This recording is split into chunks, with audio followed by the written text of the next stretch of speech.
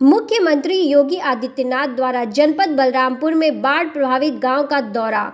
जनपद बलरामपुर में कुल 3 नदियां प्रभावित होती हैं, जिसमें राप्ती नदी अपने खतरे के निशान से 1 सेंटीमीटर नीचे स्थल पर बह रही है। वर्तमान में तीनों तहसील बलरामपुर, उतरौला एवं तुलसीपुर के कुल 60 ग्राम प्रभावित हैं। 64,000 आबादी प्रभावित है तथा 62,100 सेक्टर कृषि धूम प्रभावित है। बाढ़ से बचाव की तैयारी के लिए जिला प्रशासन द्वारा 31 बाढ़ चौकियां, 18 शरणालय, 15 गोताखोरों के साथ राहत, बचाव एवं आगमन के लिए 82 बड़ी नाव की व्यवस्था की गई है, जिसमें लाभार्थियों को खाद्य सामग्री किट भी बांटा गया है। दौरा करने के लिए निकला हूं। आज पूर्वाहन में मैंने बहराइच और मध्याह्न में गोंडा जनपद का बाढ़ प्रभावित क्षेत्रों में चल रहे राहत कार्यों की वहां पर समीक्षा की है। अभी इससे पूर्व मैंने बलरामपुर जनपद के बलरामपुर तहसील और उतरौला तहसील के बाढ़ से प्रभावित गांवों का व्यापक सर्वेक्षण किया है। जिला प्रशासन के साथ और यहां के स्थानीय जनप्रतिनिधियों के साथ इसकी समीक्षा भी की है। बचाव और राहत के लिए किए जा रहे उपायों के बारे में भी यहां पर चर्चा की है। यहां पर एसडीआरएफ और पीएसी की फ्लड यूनिट पहले से कार्य कर रही है। हर प्रभावित गांव में नाव की व्यवस्था, बाढ़ चौकी और कंट्रोल रूम के माध्यम से राहत और बचाव के कार्य समयबद्ध ढंग से आगे बढ़ सकें, इसके लिए पूरी व्यवस्था सरकार ने पहले से ही सुनिश्चित कर रखी है। हर प्रभावित परिवार को समय से राहत सामग्री उपलब्ध हो जाए, ये सरकार की मंशा है और उसी के तहत स्थानीय स्तर पर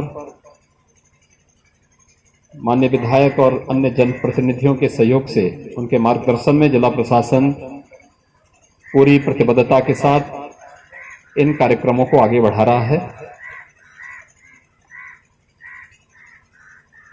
राप्ती नदी के कारण यहां पर लगभग 60 गांव राप्ती और उसकी सहायक नदियों के कारण प्रभावित हुए हैं,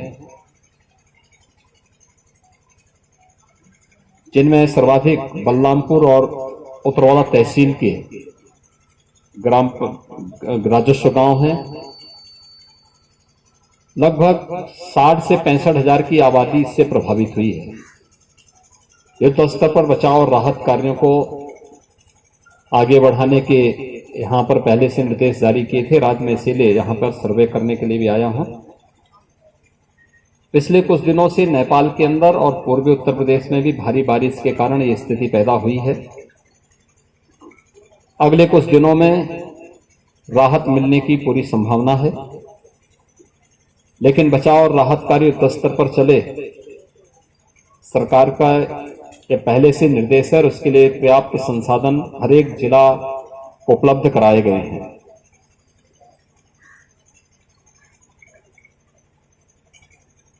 पहले से ही सरकार के स्तर पर हम लोगों ने जल शक्ति विभाग से नदियों को ड्रेजिंग करके चैनलाइज करने के अच्छे परिणाम देखने को मिले हैं। इतनी बरसात में जहां पूरा बलरामपुर जनपद पहले जल प्लावित हैं और सभी लोग स्थानीय प्रशासन के साथ मिलकर के युद्ध स्तर पर इस कार्यक्रम को संतोषजनक ढंग से आगे बढ़ा रहे हैं।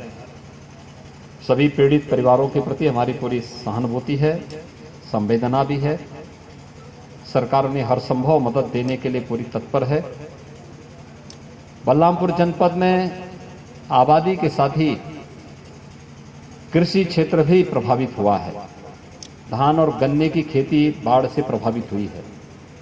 प्रशासन को इसका सर्वे करने के लिए अभी से निर्देश दिए गए हैं और इसके बाद तत्काल उन्हें उन किसानों को, सभी पीड़ित किसानों को भी आवश्यक मुआवजा दिया जा सके, इसके बारे में अभी से अपनी तैयारी पूरा करने के लिए प्रशासन से कहा गया है।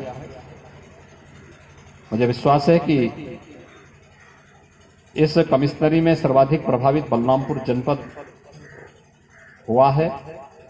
लगभग 60 ग्राम पंचायतें इसकी चपेट में, बाढ़ की चपेट में हैं, बाढ़ या जल जमाव की चपेट में हैं। उसमें बलरामपुर और उतरौला तहसील सर्वाधिक प्रभावित तहसीलों में है। इस पर युद्ध स्तर पर कार्यक्रम चल रहे हैं और समयबद्ध ढंग से सभी पीड़ित परिवारों तक राहत सामग्री पहुंचे, यही प्रशासन को पहले से निर्देश भी जारी किए गए हैं और पर्याप्त मात्रा में संसाधन और धनराशि इसके लिए उपलब्ध भी कराई गई है। धन्यवाद। जिन जिन जनपदों में नदियों को ड्रेजिंग और चैनलाइज करके बाढ़ बचाव के उपाय किए गए हैं, उसके अच्छे परिणाम आए हैं। राहत और बचाव के सभी उपाय करने के साथ ही सरकार ने यह भी तय किया है कि बाढ़ और जल जमाव के कारण बहुत सारी विषाणु जनित और जल जनित बीमारियां भी इसके बाद पैदा हो सकती हैं। 5 सितंबर से हर एक जनपद के लिए नोडल अधिकारियों की तैनाती करते हुए जनप्रतिनिधियों की देखरेख में स्वच्छता, सैनिटाइजेशन और फॉगिंग, छिड़काव आदि के लिए एक व्यापक अभियान चल रहा है, जिसमें स्वास्थ्य विभाग, नगर विकास विभाग, ग्राम्य विकास और पंचायती विभाग, महिला और बाल विकास विभाग, शिक्षा विभाग, इन सबको इसके साथ जोड़ा गया है। अंतर विभागीय समन्वय के माध्यम से बाढ़ से बचाव और राहत कार्यों को तेज करने के साथ ही बाढ़ के उपरांत जल जमाव और उसके कारण होने वाली तमाम प्रकार की बीमारियों से बचाव के लिए भी व्यापक पैमाने पर कार्यक्रम चले, एक अभियान चले। एक सप्ताह का 5 सितंबर से 12 सितंबर तक यह अभियान हर जनपद में, हर प्रभावित क्षेत्रों में व्यापक स्तर पर चलेगा, जिससे किसी भी प्रकार की जनधन की हानि बीमारी के कारण रोकी जा सके। बाढ़ के कारण या आपदा के कारण किसी भी व्यक्ति की दुखद मृत्यु पर 24 घंटे के अंदर प्रभावित परिवार को 4 लाख रुपए की सहायता, मकान के क्षतिग्रस्त होने पर 95,000 रुपए की आर्थिक सहायता, नदी की धारा में मकान, अगर किसी का आवासीय मकान बह जाता है तो उसे मुख्यमंत्री आवास योजना के अंतर्गत एक आवास स्वीकृत करने की कार्रवाई, किसी के पालतू जानवर अगर इसकी चपेट में आते हैं, बाढ़ और किसी आपदा की चपेट में आते हैं, उनके लिए भी एसडीआरएफ के अंतर्गत जो अनुमान्य धनराशि है तत्काल उन्हें उपलब्ध कराने के लिए पहले ही निर्देश दिए गए हैं।